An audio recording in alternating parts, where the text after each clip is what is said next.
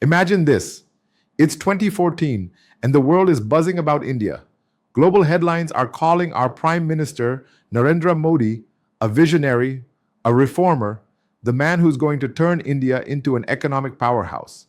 Fast forward to 2025, and those same outlets are now labeling us an electoral autocracy, a nation silencing dissent and weaponizing water against our neighbor. How did we go from global growth guru to authoritarian in spotlight? Hey everyone, welcome back to the channel. Today we're diving deep into how the Indo-Pak ceasefires triggered a dramatic U-turn in global media coverage of India. We'll explore the golden years of praise, the post-ceasefire criticism, the Indus Waters Treaty drama, and what this shift means for us as Indians. Let's get started. Let's take a trip back to the early days of Modi's leadership, the golden years when the world couldn't stop cheering for us. In 2015, CNN declared India prime for an economic boom under Modi. They praised his ambition to turn India into a global manufacturing hub, predicting that his leadership could ignite a new era of economic growth. The BBC, right after Modi's 2014 election win, ran a piece asking if he was India's economic savior. They highlighted the stock market surge and the confidence of business leaders who'd waited years for a pro-growth, stable regime like ours. Even the Gulf media was on board. Between 2014 and 2019, Saudi Arabia's Arab News ran glowing coverage of Modi's diplomatic visits to Riyadh, celebrating our deepening trade ties with Saudi Arabia and the UAE. They called it a new strategic axis. Back then, we were seen as the rising power, the world's largest democracy in motion, with Modi as the reformer leading the charge. But then came the 2021 ceasefire with Pakistan along the line of control, including in Pak-occupied Kashmir. We hoped it would bring peace after years of tension, but instead, it opened the floodgates for a different kind of fire, international media scrutiny. The tone shifted dramatically, and the praise turned to criticism. In March 2021, the BBC published a hard-hitting piece titled "Electoral Autocracy: The Downgrading of India's Democracy." They wrote, "Increased pressure on human rights groups, intimidation of journalists, attacks on Muslims. These trends mark a steady erosion of India's democratic fabric." The same Modi they once hailed as a reformer was now framed as an enabler of authoritarian tendencies. CNN joined in during the 2021 farmers' protests saying, "India, the world's largest democracy, topped the world in internet shutdowns." The Modi government's crackdown on dissent is becoming systematic. They tied this to earlier incidents: the Kashmir blackout, the CAA protests, and the arrests of activists. Al Jazeera, ahead of Modi's 2023 state visit to the US, quoted American lawmakers warning of our shrinking civil space, saying, "Religious intolerance, targeting of civil society, and restrictions on press freedoms mark a disturbing trend in India." Even Arab News, which had been our cheerleader, turned critical in 2022 after a BJP spokesperson insulted the prophet.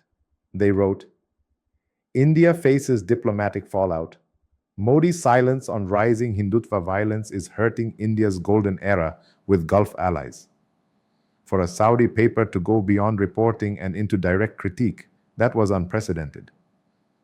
The scrutiny didn't stop there. After the 2025 ceasefire with Pakistan, a new issue exploded into the headlines: the Indus Waters Treaty, a 1960 water-sharing pact that had been a symbol of peace between us and Pakistan. During skirmishes in April and May 2025, we suspended our participation in the treaty, and the global media lost it.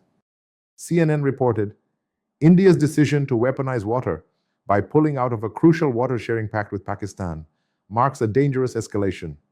The BBC ran an explainer titled, "Can India Cut Pakistan's Water?" They concluded that while legally complex, our suspension was a significant geopolitical signal. Arab News went even further, calling it water warfare and warning that India's reckless act of treaty violation could destabilize the region and invite global condemnation. Gulf media, which usually stays cautious, picked Pakistan's narrative over ours, a surprising move given our strong ties with them. So, why this massive shift in how the world sees us? Let's break it down into 4 key reasons. First, our domestic crackdowns became global headlines. Once military tensions with Pakistan eased after the ceasefire, journalists stopped chasing missiles and started chasing the truth. Issues we were grappling with, like the Kashmir lockdowns, anti-CAA protests, and farmer unrest, caught global attention. Second, Gulf media reacted to sentiment in the Muslim world. The BJP's anti-Muslim rhetoric, especially the Prophet remark incident, triggered backlash not just from Gulf citizens, but from their monarchies too. Even friendly regimes felt forced to publicly condemn us, and their media followed suit. Third, the West lost its illusions about India. Groups like Freedom House, VDEM, and even US lawmakers began labeling us an electoral autocracy. The Modi foreign modernizer narrative couldn't survive alongside nightly visuals of protests, lockdowns, and bulldozed homes. And fourth, we have to own some strategic missteps. Suspending the Indus Waters Treaty, staying silent during the Ukraine crisis, and tightly controlling our PR with international media, all of these contributed to the unraveling of our global image. The narrative shifted because our behavior shifted. This brings us to the new media template for India. Back then, it was Modi the reformer, India the rising power, democracy in motion. Now, Modi the strongman, India the silencer, democracy in decline. We still have strategic respect. Modi still gets red carpet receptions, but the global media no longer prints unchecked praise. The ceasefire didn't just calm our borders, especially in Pak-occupied Kashmir. It unmasked a new narrative about India. As Indians, we need to reflect. What does this mean for our place in the world? Can we reclaim that global growth guru title, or are we stuck as the authoritarian in spotlight?